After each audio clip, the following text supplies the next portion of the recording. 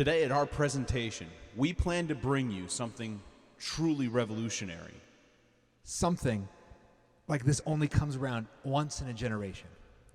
Something truly next gen. We're talking beyond generations. We're talking beyond VR.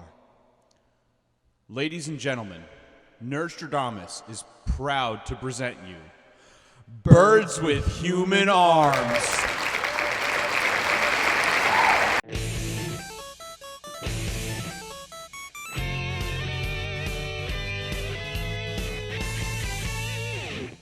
Welcome to Nerdstrodamus. I'm Dr. Pants. I'm Lambo.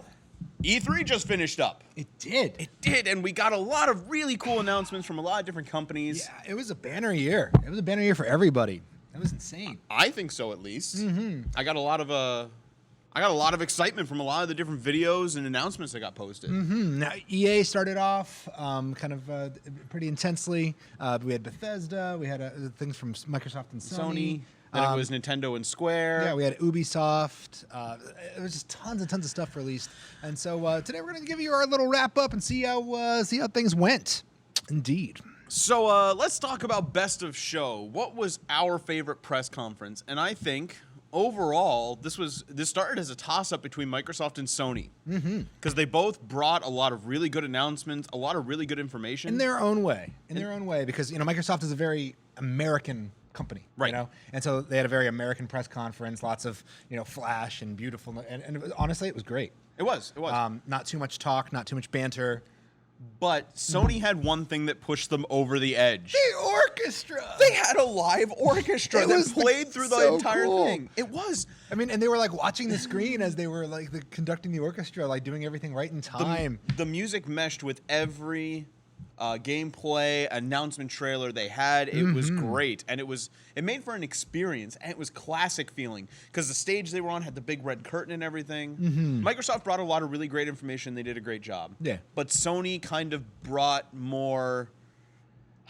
What's the word I'm looking gravitas. For? Gravitas, yes, indeed.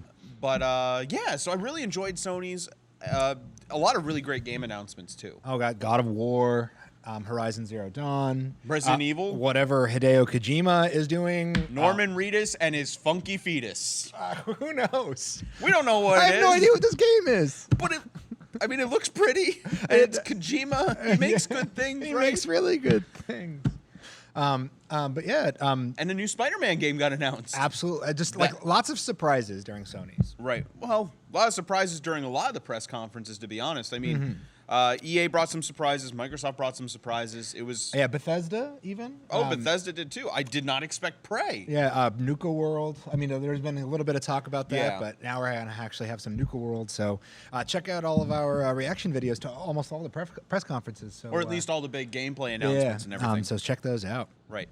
So speaking of all the game announcements, let's talk about our favorite game announcements / trailers from E3. Lambo, what you got? All right, so one of my favorites was actually from the Ubisoft press conference. Ubisoft's was actually pretty good too. Once again, bringing back Aisha Tyler.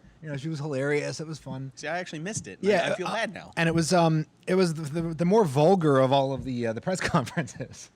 There was swearing actually in a good bunch of them. I was actually really impressed. Wow. Just how much kind of adult centered everything was. But nonetheless, they showed off South Park: The Fractured Butthole, the sequel to South Park: The Stick of Truth, which was a really cool RPG South Park game. Yeah, they showed a bunch of really cool stuff about it. One of the things being actually, if you pre-order the game, you actually get Stick of Truth as a download right away. No way, really? Yeah, even on PS4, which the game did not originally come out for PS4. That's awesome. So pretty cool. I may pre-order that then just to get both games. Yeah, I know, exactly. And so the game looked, to be honestly, in the same exact vein. Watching it, and if you ever played Stick of Truth looked like a South Park episode, played exactly like a South Park episode would play out, but made all kinds of awesome references to the South Park world. This one, instead of focusing on their more kind of like Dungeons and Dragons-esque stuff. This one's like the superhero This stuff. one's the superheroes. So if you're a fan of Mysterion and all those other kind of characters. What was Cartman's? He was the coon. All right. I knew he was dressed up like a raccoon, but I couldn't remember. I wanted to say what it was. All right. one of my favorite games, Horizon Zero Dawn. Indeed. Which they showed a trailer for last year. They announced it, and I'm watching it. I'm like, oh, cool aesthetic, kind of like this nomadic people hunting these giant monsters that were machines. Yeah, and it was the first trailer seemed very Monster Hunter, very just like there's a thing I want to kill, I'm going to kill it. Right. And they showed some cool stuff, but it didn't quite grasp us. No, and to be honest, the idea that it was like Monster Hunter kind of turned me off, because while Monster Hunter is a cool series, I'm not a big fan. I just can't get into it. But the footage they showed this year was gameplay footage. And it showed the game as being this huge open world thing. It's not just about hunting these machine monsters. And it also kind of delved into a little bit of like the world itself and how the game's going to play. You got to wrangle your own mount. You got to trap monsters. You got to go save a village. And there were no set kind of ahead of time things for like the mount, for example. You just kind of pick the closest thing. Yeah. It could be a mount. That was kind of cool. It was really cool. And the aesthetic looks really, really cool. The different weapons look really, really cool. Kind of reminds me of Turok Dinosaur Hunter. Yeah, the aesthetic at least, yeah. Yes. This kind of meshing of nomadic peoples with high technology and stuff like that. It was really, really cool, and it looked really pretty. I'm really, really excited for this. Indeed. So my next favorite game was Battlefield 1. Looked great. Oh my goodness. One of the trailers that really, really blew us away the 3 times we saw it throughout the weekend. But it was absolutely fantastic looking. So, I think there's going to be a big kind of hubbub when this game launches kind of alongside Call of Duty Infinite Warfare, that they're both kind of going in completely opposite directions. Yes, Battlefield is going backwards in time, going to a more it's like early 1900s, because it's World War I, whereas Call of Duty is going space. Yeah. Battlefield 1 looks like it has the intensity of past Battlefield games. It looks like the awesome and destructible environments, but also the epic scale of Battlefield. The scale is huge. They showed a lot of air battles, which really, really brought up the scale, because not only are there planes... There's Zeppelins. There's Zeppelins. And they light on fire. You can take down the Zeppelins, and they just crash. That was one of the crowd-pleasing moments from the Battlefield 4 trailer, was watching a skyscraper fall over in real time. That it was like, this is a player-created event. And so watching the Zeppelin go down and blow everything up, and people are underneath and watching the thing fall. It's cool. We're going to see that happen. And so that might be a great game when it launches later this year. It might be. I look forward to it quite a bit. But sadly, Battlefield 1, while it looks really, really cool and I'm excited for it, it did not get to me as much as my next favorite game of the show. Because it didn't have giant fighting robots in it. Yeah, Battlefield 1 didn't have giant fighting robots, but you know what did? Titanfall 2. I didn't play Titanfall 1 because it was an Xbox game, and I didn't have an Xbox to play it on. My PC was not strong enough to really run it that well, but Titanfall 2 is coming to PS4.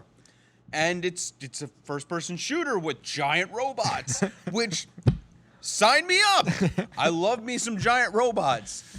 The other really cool part is, not only is it coming to PS4, not only is it bringing all that great Titanfall action, but there's a campaign now. Yeah, single-player mode. There's a single-player mode, a story-driven. We're crossing our fingers over some co-op. Yes. They did not announce, but no, it might happen. But the way it's looking is, you play as the pilot, but the Titan that's with you, I know the Titans normally have voices and have an AI core, but it looks like it's going to be a full-on character through the story. And there were some really great moments. It's going to be like your Navi or your Wheatley. It's going to be hilarious. I'm hoping better than Navi. I don't want my Titan just being like, hey, listen.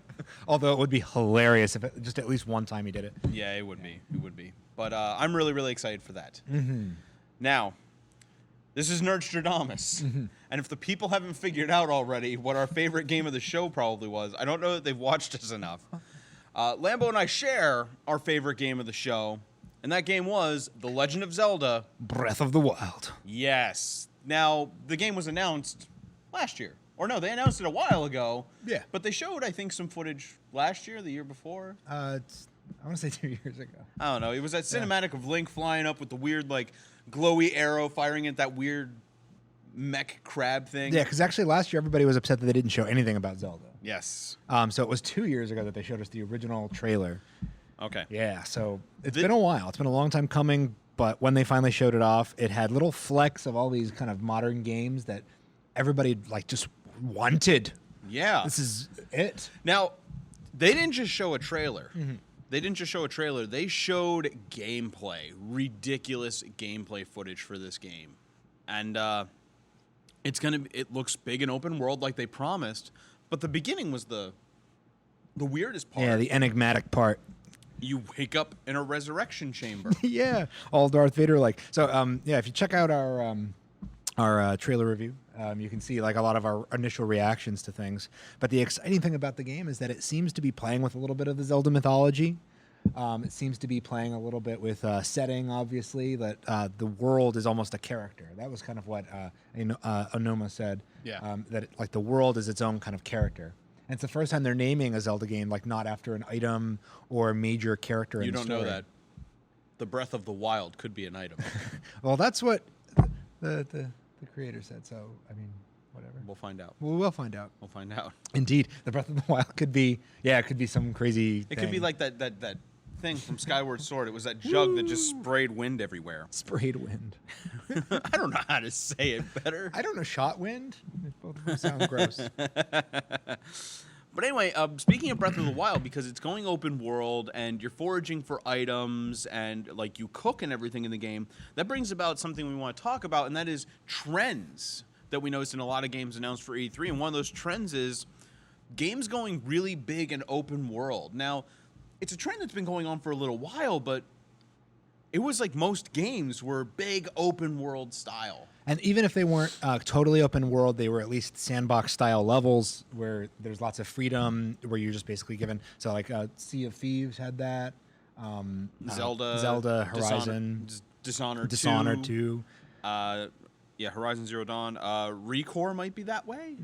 Maybe it's hard to tell, and that's the thing about a lot of these games, that like we're getting away from the level structure that kind of punctuated old school games, right? And now which isn't a bad thing at all. No, it honestly makes games like really replayable and really kind of unique. In the way you play them. The only problem I have with that is if all these games start going open world, it's really going to cut down on how many of them can you actually play. Yeah, definitely. Because back in the day, you could play Mario and Mega Man and Sonic and all these games because it would take you like a couple hours maybe to beat them. Mm-hmm. And now we've got these huge open world games, and it's going to take you probably at least like 50, 60 hours to beat it. Yeah. I mean, it could be less if you're just blowing through the story. But if you really want to get the gameplay experience, you're going to be soaking a lot of time into this. Mm-hmm. And it's not a bad thing. I mean, the games look really, really cool, and it makes for some really great experiences. I mean, I love open world games. Fallout, Grand Theft Auto. Yeah, some games weren't made for it, though. And so as time goes forward, I mean, Zelda is one of those games that's going to go open world. And honestly, I kind of had the feeling that most like 3D Zelda games were open world to begin with. That they kind of always felt that way. They were. But this time it definitely has this very different, it's like they're kind of copying Witcher, copying some other kind of famous games. So. Yeah. So another huge trend we saw this year was kind of the huge onset this year of VR. Right. Now, VR has been a big thing for the past couple of years because the technology's been there and companies have been announcing all their stuff, but they really, really showcased it this year, particularly at Sony's press conference, because they did a whole thing just on their VR games coming out. Yeah, and a lot of games are getting VR versions or kind of smaller VR, kind of like side quests and things like that. Final Fantasy is. Yeah, Final Fantasy's getting... I don't know how long it's going to be, but there's a Final Fantasy 15 VR experience where you get to play as Prompto. Who's the gunslinger that you see in the Final Fantasy 15 trailers, the blonde one. He's always kind of weird and funny. But also, they announced Resident Evil 7, and that's got VR. Yeah, ridiculous. So it's just kind of interesting. They said they're going to have a ton of games coming out this upcoming year for VR. So they said between launch... And the end of the year? So it's only like a 3-4 month period maybe. Yep. On PlayStation VR, there's going to be 50 games. It's immense. So if you want to jump on the VR train, this is the time to do it, it sounds like. And that was the thing I was originally worried about with VR, is that are there going to be enough games at launch? And it sounds like, guess what? They're doing it. There's at least going to be games to choose from, regardless of whether they're your thing or not. It's true. Yeah. It's true.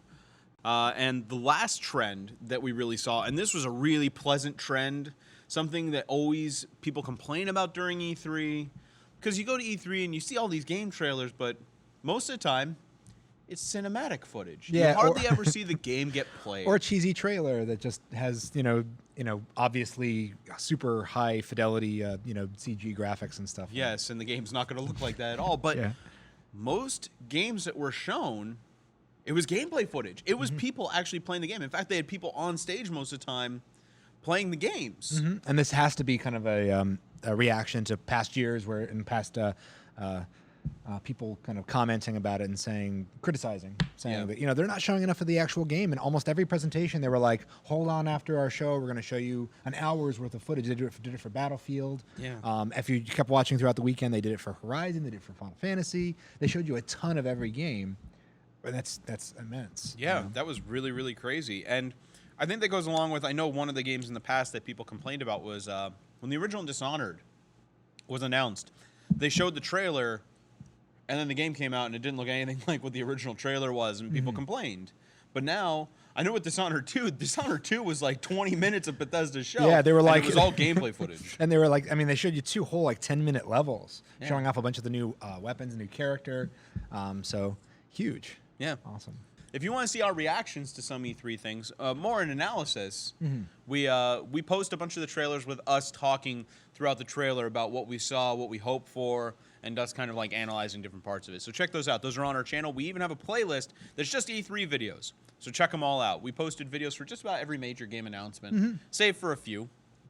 But I guess that wraps up our E3 wrap-up. So for Nerdstrodamus, I'm Dr. Pence. I'm Lambo. See you later. Hey everyone, thanks for watching. If you liked what you saw, click subscribe. Also check below for the links to our Facebook page, Twitter, and blog. Check back often, we'll be posting new videos weekly.